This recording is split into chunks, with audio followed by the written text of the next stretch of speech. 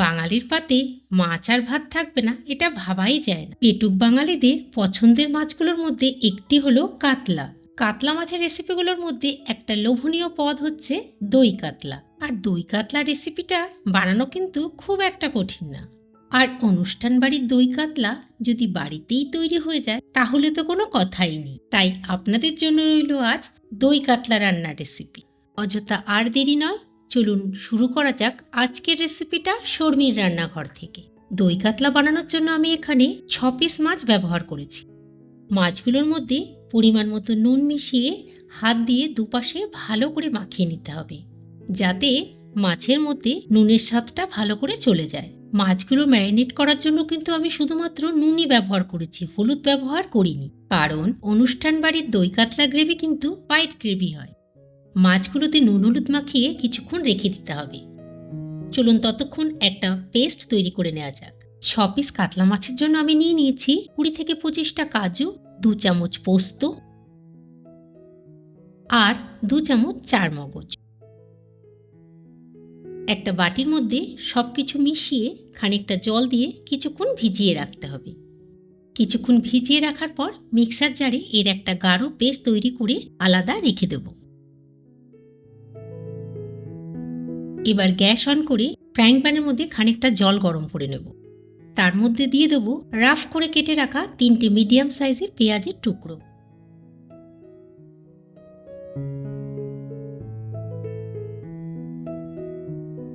হালকা কিছুক্ষণ নাড়াচাড়া করলেই পেঁয়াজটা জলের মধ্যে সেদ্ধ হয়ে যাবে আর জলটাও দেখবেন কিছুক্ষণের মধ্যে শুকিয়ে যাবে।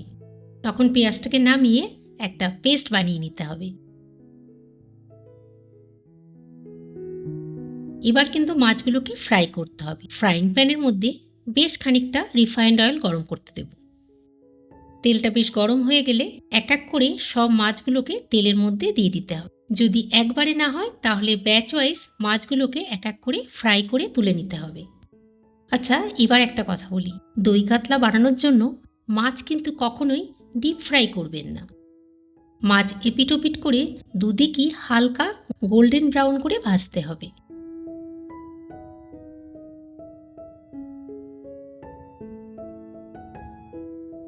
ভাজা মাছগুলোকে তুলে একটা প্লেটের মধ্যে রেখে দিচ্ছি। আপনারা দেখুন, মাছগুলো কিন্তু আমি একদমই ডিপ ফ্রাই করিনি, হালকা গোল্ডেন ব্রাউন হওয়া পর্যন্তই ভেজেছি।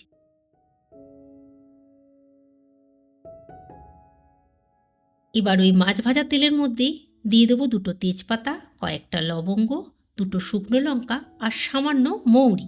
একবার অন্তত আমার কথা মতো জিরের বদলে মৌরি ফোড়ন দিয়ে দেখবেন দই কাতলাতে। ফোড়নের গন্ধ বেরোলেই তার মধ্যে দিয়ে দেবো তৈরি করে রাখা পেঁয়াজের পেস্ট।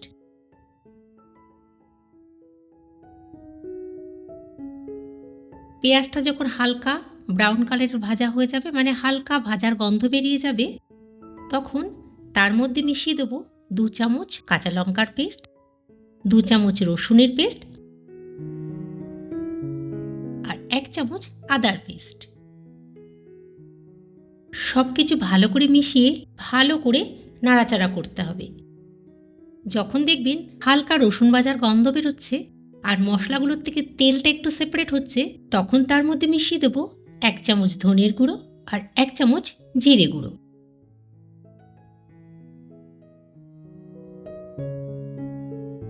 আবার সব মশলা একসাথে মিশিয়ে 3 থেকে 4 মিনিট ভালো করে কষাতে হবে। ভাজা মশলা যখন বেশ একটা সুন্দর গন্ধ বেরোবে, তখন তার মধ্যে মিশিয়ে দেবো 3 বড় চামচ ফেটানো টক দই। দইটা দেওয়ার পরে গ্যাসের আঁচ কিন্তু একদম স্লো করে কন্টিনিউয়াসলি নাড়তে হবে, না হলে দইটা ফেটে যাওয়ার সম্ভাবনা থাকে।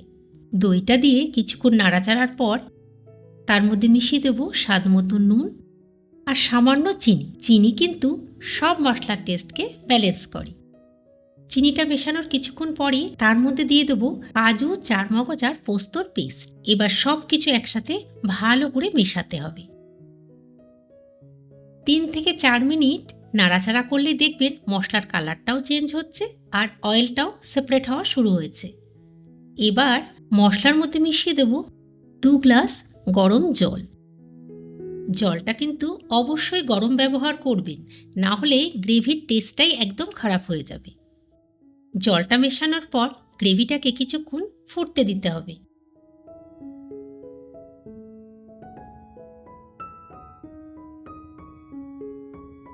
গ্রেভিটা কিছুক্ষণ ফোটার পরে দেখবেন গ্রেভিটার উপরে অয়েলগুলো বেশ সেপারেট হয়ে গেছে আর গ্রেভির পরিমাণটাও খানিকটা কমে গেছে।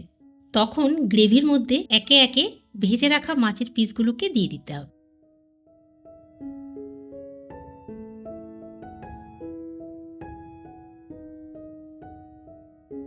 মাছের পিসগুলো দিয়ে খানিকক্ষণ ফোটানোর পরে মাছের পিসগুলোকে কিন্তু একটু ওলটপালট করে দিতে হবে, যাতে মাছের মধ্যে গ্রেভির টেস্টটা খুব ভালো করে চলে যায়।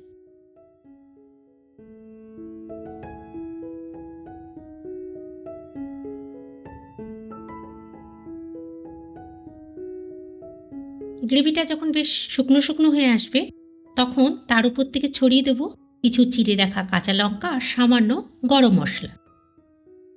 দই কাতলা কিন্তু একটু বেশ গামাখা গামাখাই ভালো লাগে। আমাদের বিয়েবাড়ির সাথে দই কাতলা কিন্তু একদম রেডি। এবার গ্যাসের আঁচ বন্ধ করে কিছুক্ষণ স্ট্যান্ডিং টাইমে রেখে দিতে হবে। এবার দই কাতলা পরিবেশন করুন গরম গরম ভাত বা পোলাওর সাথে। এর টেস্ট কিন্তু অসাধারণ। অনুরোধ রাখলাম অবশ্যই এই রেসিপিটা কিন্তু বাড়িতে বানাবেন আর কমেন্ট করে জানাতে ভুলবেন না কিন্তু রেসিপিটা আপনাদের কেমন লাগলো। আবার চলে আসবো শর্মির রান্নাঘরে আপনাদের পছন্দের অনেক নতুন নতুন রেসিপি নিয়ে। সুস্থ থাকবেন, ভালো থাকবেন। অসংখ্য ধন্যবাদ।